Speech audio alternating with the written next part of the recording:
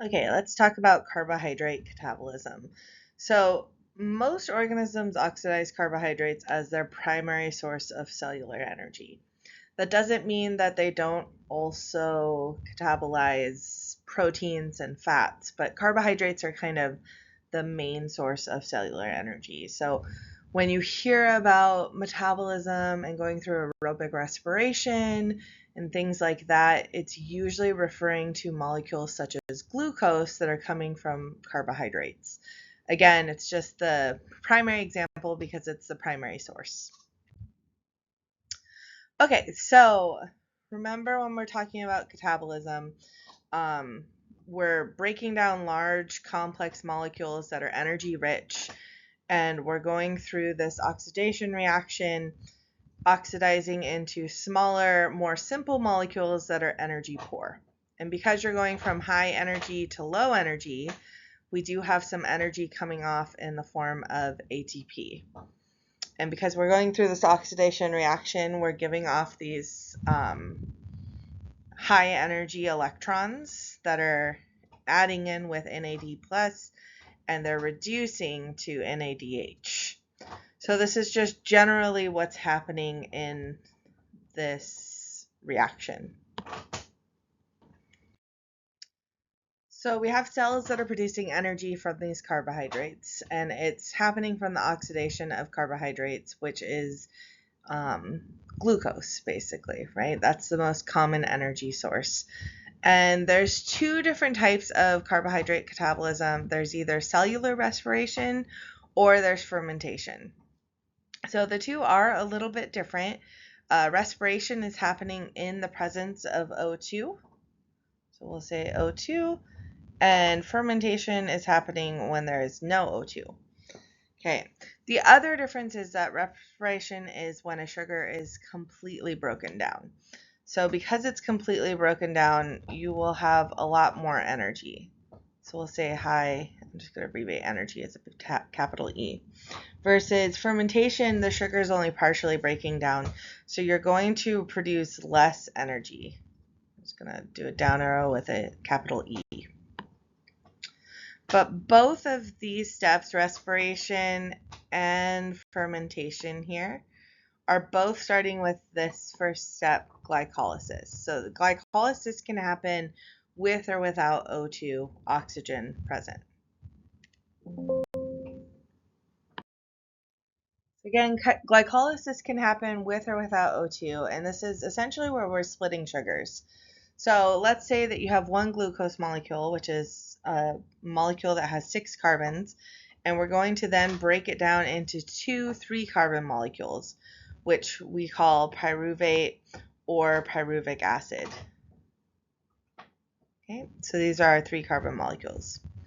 These 2 pyruvic acids go together, and they do have lower energy levels than glucose. Therefore, they're going to release energy, which can be stored as ATP. So in this process, we're breaking down glucose into pyruvate. So we have 2 pyruvate. Let's see here. 2 pyruvate. And we're also going to be adding ATP. Okay. And because it's an oxidation reaction, while glucose is being oxidized, the coenzyme NAD is accepting electrons and becoming NADH. So you'll see our 6-carbon glucose down here. We're breaking it down into our 2 pyruvate. We're also reducing NAD into NADH. So that's the product. And then we're also producing 2 ATP as well. This should say ATP. Okay, so in this process, we have 2 pyruvate, 2 NADH, and 2 ATP that are coming out of it. So up next, we have either respiration if we have oxygen or fermentation if we don't. So fermentation will allow the cells to recycle that NAD from NADH, and this way it ensures that there's always enough NAD to use for glycolysis. Okay.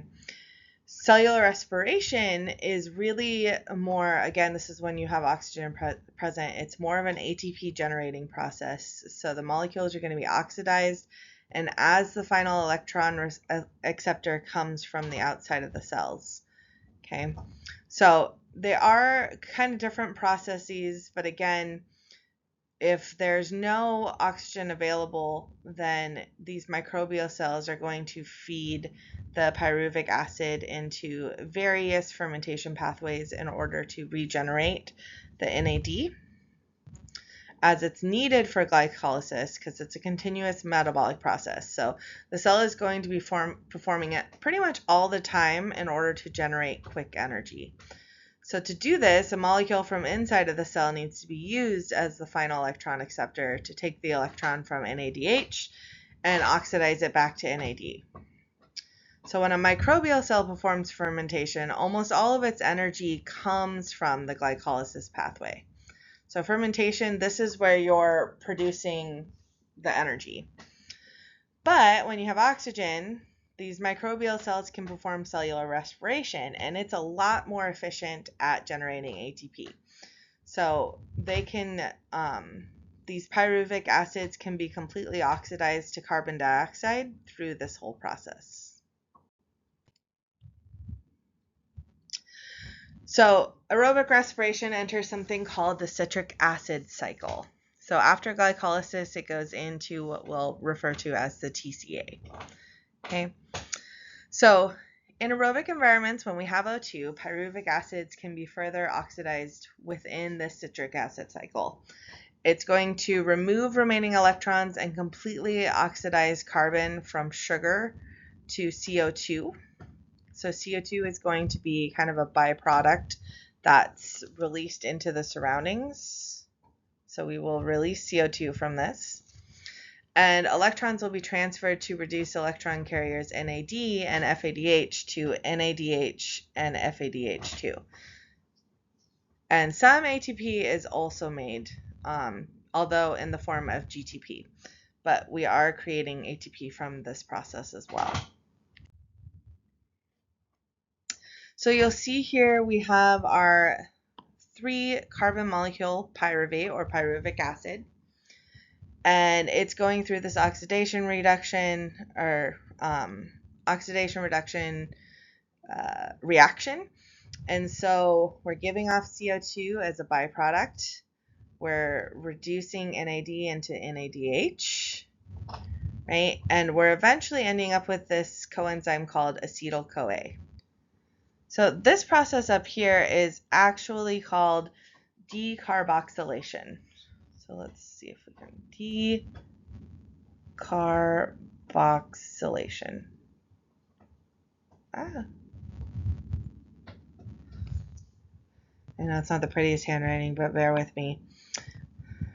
So decarboxylation, we're taking, again, a 3-carbon pyruvate, and we're basically giving off a carbon, forming CO2, and then making a 2-carbon molecule acetyl-CoA. Okay, so this 2-carbon molecule acetyl-CoA combines with this oxaloacetate.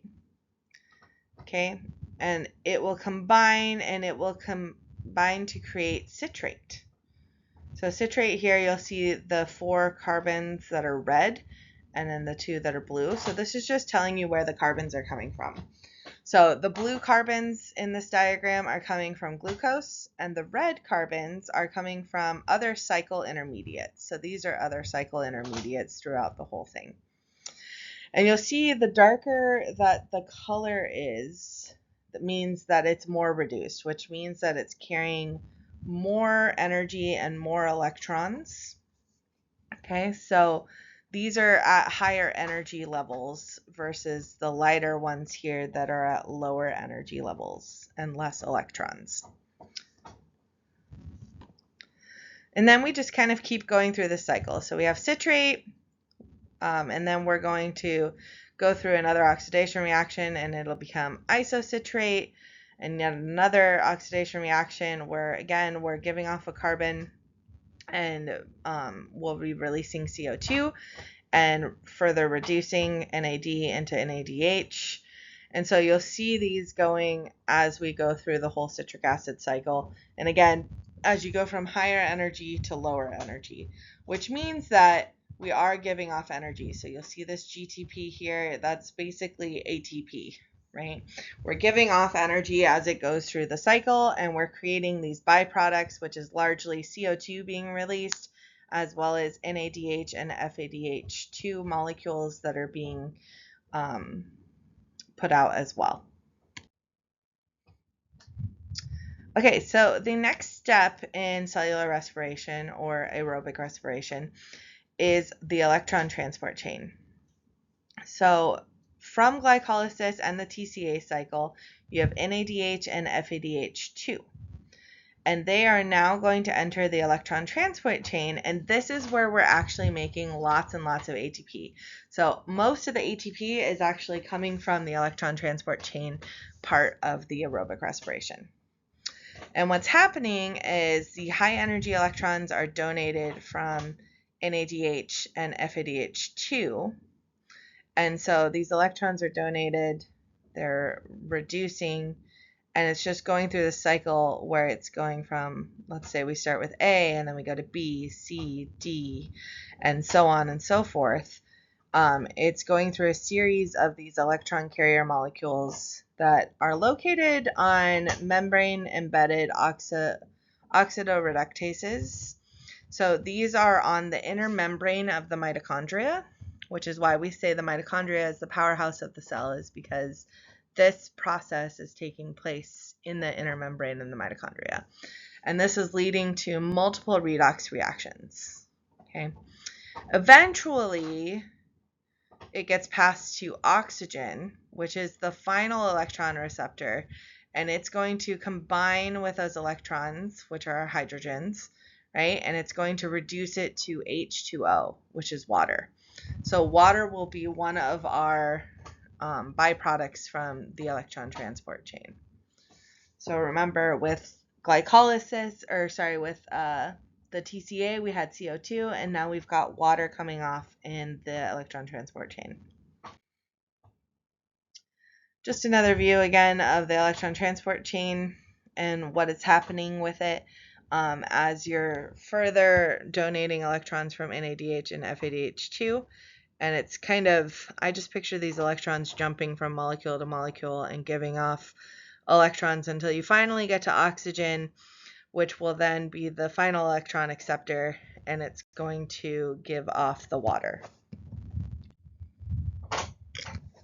So as the electrons are flowing through the electron carriers and the ETC, energy is being released. Remember, I said that the ETC was the greatest ATP generator.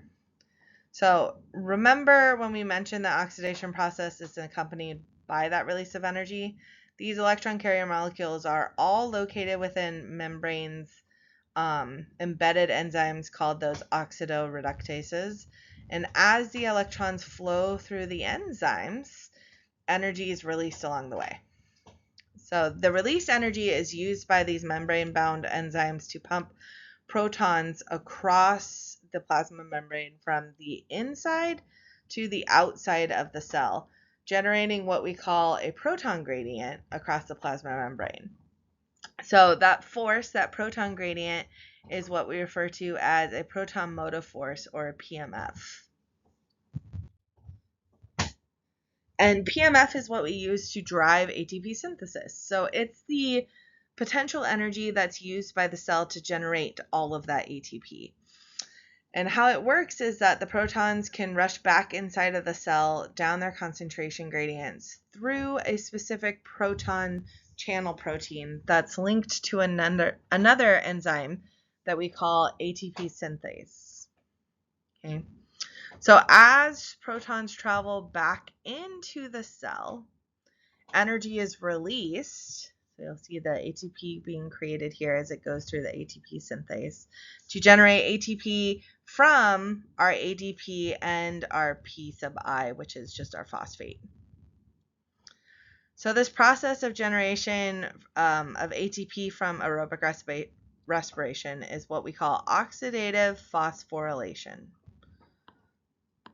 So just one more time, oxidative phosphorylation. And that is how we are creating massive amounts of ATP from this ETC, electron transport chain, via this PMF proton movement across the membrane. So this figure here shows the complete picture of the electron transport chain. So as we can see, electron transport chain starts with NADH, okay, and it comes in to donate its high energy. There we go. NADH comes in to donate its high energy electron, which flows through a number of electron carriers located in several oxidoreductases until it finally reaches oxygen, right? And then that would reduce to water. So electrons, as they flow through these molecules, they are first reduced and then they're oxidized, which results in a bit of energy at each step. Okay, so you see we're giving off this energy at each different step here. And that energy is harvested by these membrane-bound oxidoreductases to pump protons from the matrix inside in the inner membrane space in the mitochondria to generate that proton motive force, that PMF. And when you have enough PMF generated, another process called chemiosmosis can take place. So in chemiosmosis, the protons travel down the concentration gradient, re-enter the mitochondrial matrix through ATP synthase, which is what we just talked about in that last slide. So as protons move across the mitochondria inner membrane, it will generate what we call kinetic energy that we've discussed, and that is harvested by ATP synthase to phosphorylate from ADP into ATP. So this is overall the process, including both the electron transport chain and chemiosmosis. So electron transport chain is the first bit, these first three here. And then chemiosmosis is kind of the last part, which we can also call oxidative phosphorylation.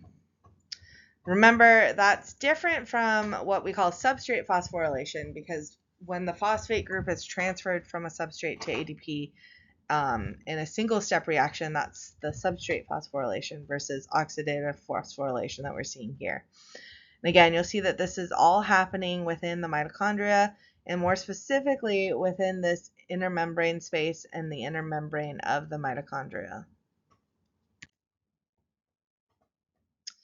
So if oxygen is present, glucose can go through its entire catabolic pathway from glycolysis into the TCA cycle, right?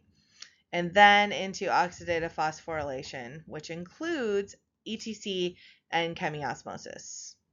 So if it goes through this whole process, again, this is meaning that it goes well and that we have oxygen, it can produce about 30 or 32 ATP per glucose molecule. Okay, that's a lot of ATP. But if oxygen is absent, cells can only generate ATP through this glycolysis. So it would only generate 2 ATP if we had no O2. So you'll see that O2 is obviously kind of important for a lot of different organisms, especially humans, right? That we are able to go through cellular or aerobic respiration using oxygen. And if we do not have oxygen, it's a much slower process with far less energy. Okay. So this is probably a good figure, and I have another one towards the end of this just to sum it up. But you have glycolysis, so you're going from glucose to 2-pyruvate into 2-acetyl-CoAs, and you're giving off these different electron acceptors, NADH and FADH2, and eventually getting to ETC and chemiosmosis, which is giving us the bulk of our ATP. So you have about 2 ATP released in glycolysis and the citric acid cycle each, and then 26 or 28 ATP in the oxidative phosphorylation. So it's really all about energy conversion. Glucose has more energy than the pyruvates, and it's basically going down the line as you get to lesser energy and you're giving off more energy. But we go from glucose to pyruvates to acetyl-CoA to NADH and FADH2 via the TCA cycle to proton motive force or PMF via ETC to APT via ATP synthase or chemiosmosis. Okay, so you see where the energy is stored and how it can be used to power this whole reaction in the cell. So in addition to aerobic respiration and fermentation, there's other ways organisms can use to generate energy. So for organisms that are anaerobes, they don't use oxygen, and some even get killed by the presence of oxygen, right? So for these guys, they utilize anaerobic respiration to produce energy from nutrients. And in anaerobic respiration, you can have non-oxygen molecules used as the final electron acceptor in the electron transport chain. So for example, you could have nitrate ions that are reduced to nitrate ions to nitrous oxide or bimolecular nitrogen, all of which are important for nitrogen cycles. You could also have sulfate, which is another example, can reduce to hydrogen sulfite, which is also important in sulfur cycles. Or we have carbonate, which could be reduced to methane, right? So one thing to keep in mind is that anaerobic respiration is not as efficient as aerobic respiration, like I said. So less ATP is coming from it, and therefore you can expect that any anaerobe living in absence of oxygen is going to grow a lot slower than aerobes, those that require oxygen to live and live within oxygen environments. So thus far, we really looked at carbohydrate metabolism. And as I said, we can also do that with lipids or proteins, right? So any carb can be processed into glucose and feed into glycolysis, the TCA cycle, and oxidative phosphorylation pathway. But other biomolecules like lipids and proteins are also good energy sources. But the way they catabolize proteins and lipids is by first processing them through other metabolic pathways until metabolites can enter into glycolysis or TCA cycle. So, for example, fats can be broken down into glycerol and fatty acids, and glycerol can then be converted into glyceraldehyde 3 phosphate, and it can enter glycolysis kind of halfway. So these guys aren't really starting the same way as our carbohydrates are. They're like skipping steps almost because they're going through their own breakdown and then jumping into the cycle at a later point in time. Several amino acids can also be converted into pyruvate or acetyl-CoA and enter the TCA cycle, and others can enter as TCA cycle intermediates. Conversely, if any of these glycolysis or TCA cycle intermediates can also leave the catabolic pathway and be used to synthesize amino acids to make more proteins for the cell. So you'll see here kind of the regular cycle, but you can have some that can go back and forth and join as intermediates, and again, some that can also leave as well. So you have different things that can be happening throughout the process depending on what it is that you're breaking down. So just to kind of wrap up the whole thing, because I know this is very confusing and it might be helpful to watch some of those Amoeba Sister videos as well. Aerobic respiration, so in the process of going through this process with oxygen, let's use our carbohydrate example. So we'll say we have glucose, which is C6H12O6. That is the chemical formula for glucose. Okay, so we have our 6 carbons, and we have oxygen, right? Oxygen's in the environment, and that is going to yield carbon dioxide as an output, along with water. Remember, this is from TCA, and water here is from electron transport chain, and we're also giving off energy. So remember, there's also pyruvates, FADH2, and NADH along the way. But the main outputs that we're getting from it is CO2, water, and ATP. So usually around 30 to 32 ATP if everything goes correctly. Again, remember that's firing like on all cylinders. So you won't necessarily produce 30 to 32 ATP for every glucose molecule in reality. In reality, we're losing energy to heat and other things are happening. So it's probably realistically a little bit lower, but as a concept, we say it's about 30 to 32 ATP per glucose molecule.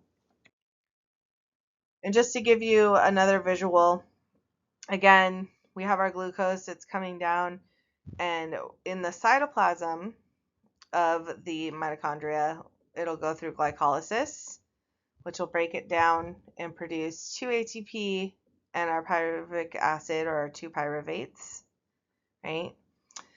And then we're going to jump into the TCA, or citric acid cycle, and we're going to be stripping those electrons from the bonds and the carbon atoms and carry it to the inner membrane, which you'll see down here. And so again, we're giving off 2 ATP here, and we're releasing carbon dioxide over here. And then we jump into the electron transport chain down here at the bottom within the inner membrane, and that is what's really going to give us all of the ATP synthase. So we're going to go through oxidative phosphorylation, which includes our ETC and our chemiosmosis, to produce a lot more ATP. And then just to wrap up on fermentation, again, glycolysis happens with or without oxygen, right? So ATP is produced no matter what, but it's a very small amount of ATP. So in fermentation, you're only getting 2 ATP, and fermentation reactions will convert the products of glycolysis into either lactic acid or alcohol, which will then leave the cell. So it depends on what kind of cell it is.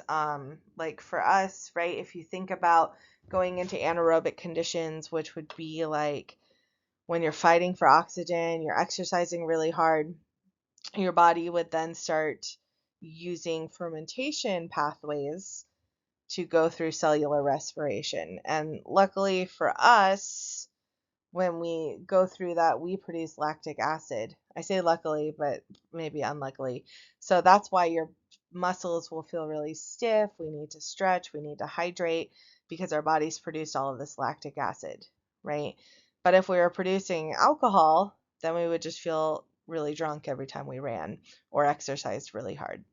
So there are other organisms, other microbes, or even if you think about how you brew alcohol or make wine, or whatever it might be, all of those are going through fermentation reactions as well.